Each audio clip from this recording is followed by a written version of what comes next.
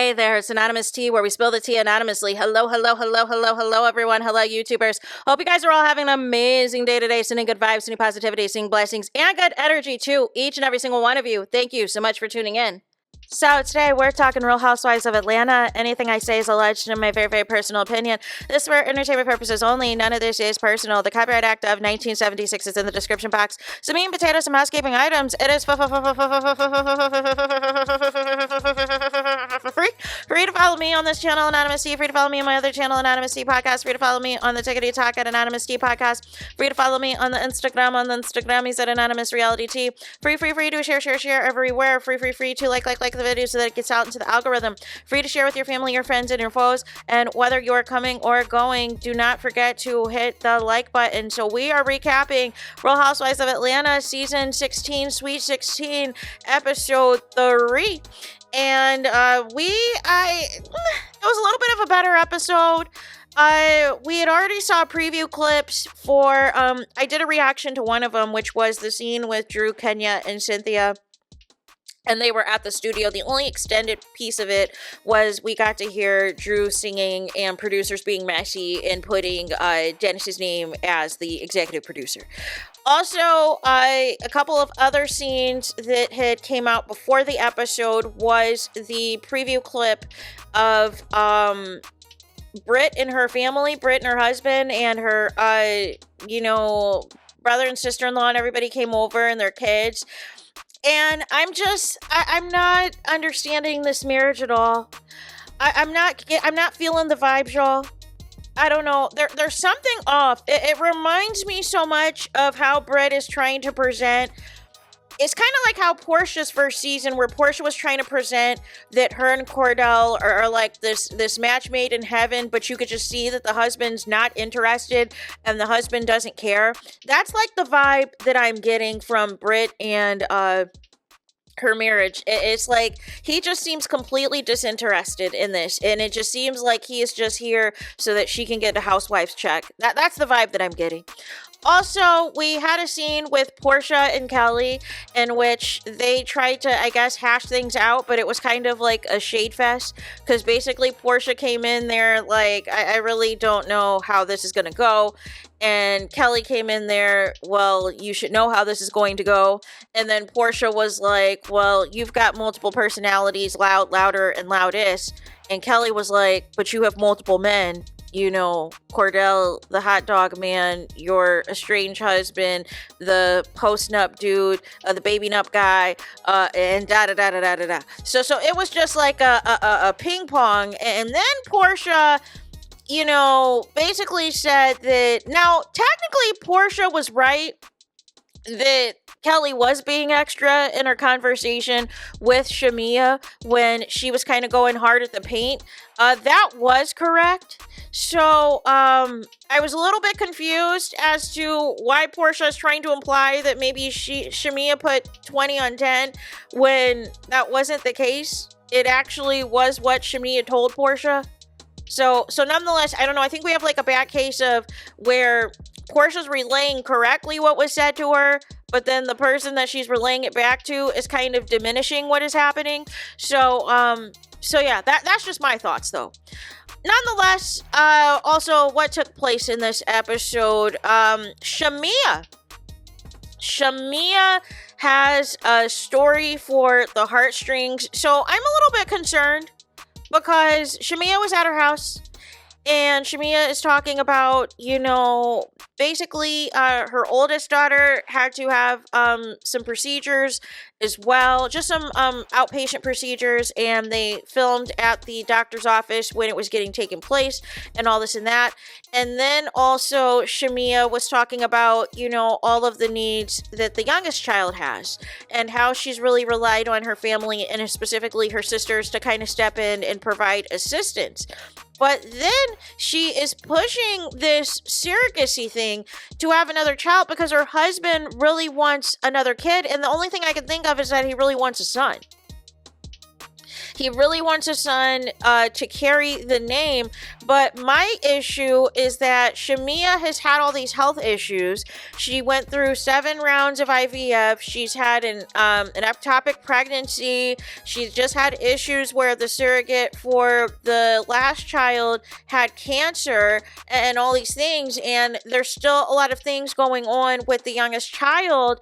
And why are we trying to hurry up and have another child in this? Like everybody needs a break. Everybody needs a rest. We need to be making sure that everything is taking place so that everybody is at the optimal levels of health and the least amount of stress. And I feel like Shamiya feels pressure to hurry up and get this son out here for her husband, and it's just like no. He needs to take a chill. He needs to take a chill pill. Also, we have, I'm trying to think what else. We have the big invite, right, of, Kelly is having a event at this designer, Balmain, and is supposed to be a charity event, but it sounded like from the charity not much was donated. And so it was kind of like a Mommy and Me, where all of the housewives brought in their daughters. So we saw like Kenya and Brooklyn. Cynthia, obviously her kid is grown. And then we also have, Britt brought her daughter. She talked about the defect that 3 of her 4 daughters have and explained it. Porsha gets there and says that her and Drew have the same makeup artist, but basically they had to rush through with Porsha's makeup to accommodate Drew. Make it make sense. So, and I might do an extended video on this, on what Porsha's real issue is with Drew, because I feel like some people don't fully understand. And it kind of all is making sense now from a business perspective of what Porsha is upset about, regardless if you're a fan of her or not. And nonetheless, we also get, Angela. Oh yeah, there was a scene with Angela and Charles where they're at one of her rental properties that she is renovating and all the things. Basically, she's doing all the hard work, and Charles comes in like after the fact. They reference when he was banned for a year from Madison Square Garden with the Knicks and how basically they had separated for a while after that. But as you guys saw, I did a previous video that I just uploaded where she confirmed to Wendy Williams, a few years back, that Charles Oakley had a baby on her and that Wendy Williams should stay. No, absolutely not. So we get into the Shamiya versus Angela Oakley of it all, and it was hilarious. It was a shade fest. Angela called Shamiya Shamina, and Shamiya calls Angela to her face, well, you got your 99-cent nose, you got your Jackson nose and everything else. And then, Angela calls Shamiya Flava Flav, and, Angela provided clarification that she calls Shamiya Flava Flav because basically she feels that Shamiya is a hype woman, and in particular a hype woman for Porsha. So y'all can stop all of the colorist allegations, y'all. That is no place on Real Housewives of Atlanta. No. And so they're going back and forth in this shade fest. And then Angela says further, we got Flava Flav, and then calls Porsha Chuck D. And that Chuck D is getting all of the work, is getting all the checks. But Flava Flav is doing all of the hyping for free, y'all. Make it make sense. And so then Shamiya is relaying the conversation back. And, she was like, listen, I was Flavor Flav for Halloween, but I didn't know that you were going to come in as LATOYA Jackson. And I was like, ooh.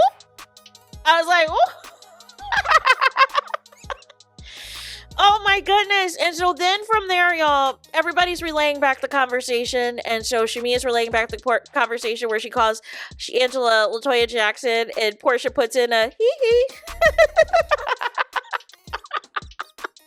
Now, this is what I miss with Housewives. I miss the fun shade.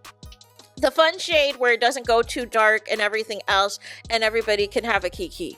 Not this dark nonsense where people want to see how low can they go, how gutter can they go, and it just gets too toxic to come back from, right? And so then, nonetheless, you guys, Porsha is wrapping up. She's ready to go. Oh, before we get to that, so Kelly announces that they spent $30,000 on designer products at the store. However, only 10% is going to the actual proceeds for the osteogenesis defect. So that was only going to be like about $3,000. So they spent $30,000, but only $3,000 is going to the charity. So then Porsha is wrapping up. Porsha's getting ready to go. In Brooklyn, she's so cute. She comes over there and she's like, my mommy is going to text you. And I was like, oh, it's nice seeing Porsha and Kenya getting along for you long-term Housewives fans, because you know the Porsha versus Kenya thing and all of that. So it's good to see them in a good place. And so then in comes Drew Sidora, but Drew Sidora has backup, y'all. And Drew Sidora is like, well, I would like to talk to you. I would like to speak with you. And Porsha's like, well, not on my watch. I will pick and decide when we can have a conversation. And Porsha's like, listen, looky here. I'm going through a lot of stuff. I'm going through this divorce and all this and that. And you got Heavy D back here, referring to Drew Sidora's sister. So basically, Porsha saw this as an ambush and said, if you want to talk to me, we can have a conversation one-on-one. But what you're not going to do is try to ambush me and try to bring in your sister as a reinforcement just in case things get violent. No. So I don't have a problem with Porsha basically blocking that conversation, because she knows that that could be a potential trigger for her, and she's not about to get triggered and get into a knuck if you buck situation up at this piece. So we can have a conversation later. Also, another scene I forgot to mention is Drew Sidora's scene with her attorney. So Drew had a scene with her attorney, and basically Ralph is a mess. Ralph sounds like a Martell that is on Real Housewives of Atlanta. And basically, you know, it's possible that the court case is going to become unsealed. And so if it becomes unsealed, basically the lawyer was explaining to Drew that a lot is going to come out, that his infidelity, him sexting other women, him allegedly stalking Drew Sidora. And then there's an issue with the financials where Drew has been transparent about her financials, but allegedly Ralph has not provided all of the documentation of his financials. And then allegedly he can't afford to pay for multiple places. So that is why he is staying at the basement. But basically Drew wants to sell the house and wants them both out of there. So that way, everybody can just move on. And I knew that situation was toxic of him being in the basement, because it sounds like he is still keeping up with everything that she's doing, hence the nonsense of this podcast that he's got going on, you guys. So nonetheless, that was the episode. A preview for next week. It looks like it's going to go down with in regards to Kenya's spa event, where allegedly this is where the alleged incident with Britt goes down. So we saw an initial preview where it was a little shade back and forth and all this and that, but it sounds like it's going to really come to a head. Now, there's speculation on whether or not this is going to all take place in one fell swoop in one episode, or if this will, stretch out to 2 episodes. So we will see what happens with that. But that was essentially the episode. I will say that this episode was a little bit better than the second episode, but I don't know by much. But I enjoyed the shade at the end of the episode, and I enjoyed the reference to the 90s rappers. That was hilarious, y'all. So that is all that I got. Let me know what y'all think in the comments. Please do not forget to like, comment, and subscribe. Hit the notification bell so you're notified the moment I post new content on my channel. And with that being said, I'll talk to you guys again very soon.